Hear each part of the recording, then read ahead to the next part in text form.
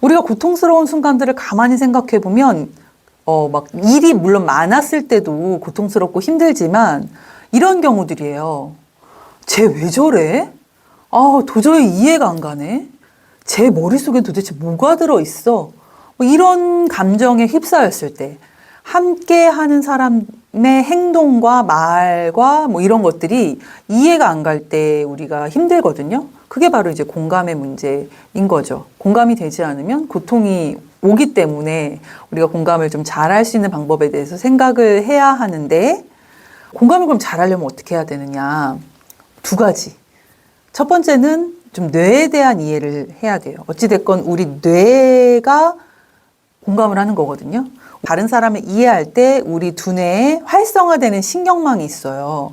그걸 이제 저는 공감 시스템이라고 하는데, 이 시스템이 활성화가 제대로 잘 되지 않는다거나 또는 지나치게 활성화되게 되면 어떻게 될까요? 공감이 잘 안 될 수도 있고, 또는 지나치게 너무 상대를 공감하다 보니까 내가 힘들어지고 이런 경우들이 발생이 되기 때문에 뇌에 대한 이해를 해야 되고, 두 번째는 연극을 조금 우리가 이해해야 돼요. 이 연극하고 뇌하고 언뜻 보면 관련이 별로 없어 보이잖아요. 근데 뇌와 연극은 매우 밀접한 관계를 가지고 있습니다. 뇌에 대해서 잘 알지 못한다고 하더라도 가만히 생각해 보세요. 우리가 다른 사람을 이해하려고 할 때 어떤 생각들을 하는지를 가만히 생각해 보세요. 어떤 생각을 하죠? 가만히 있어봐. 내가 만약 아들이라면 나는 기분이 어떨까? 내가 만약 팀장이라면 어떤 기분이 들까?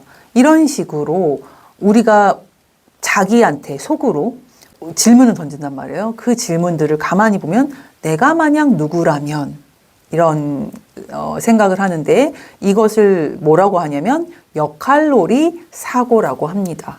그래서 우리는 역할놀이 사고를 통해서 상황을 시뮬레이션 하는 거죠. 시뮬레이션이라는 것은 결국 연극을 얘기하는 거거든요.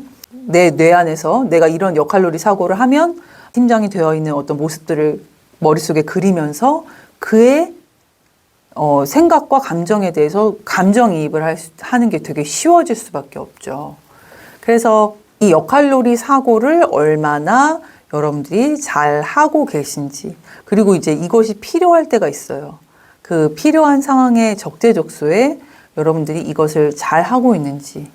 결국 공감이라는 것은 우리 뇌가 펼치는 연극이라고 보시면 되거든요. 그래서 이 뇌가 펼치는 연극을 얼마나 잘 하느냐에 따라서 우리가 도저히 이해 안 가는 이상한 사람도 이해할 수도 있고, 저는 이것을 이제 브레인 롤플레잉이라고 말하고 있고요. 가장 잘하는 직업 또는 사람은 누구일까요? 예, 바로 배우죠.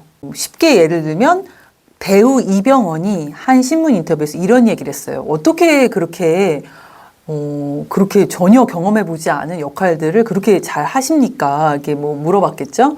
그랬더니 내가 그 캐릭터라면 어땠을까를 계속해서 생각한다는 거죠. 이게 뭐예요? 역할놀이 사고.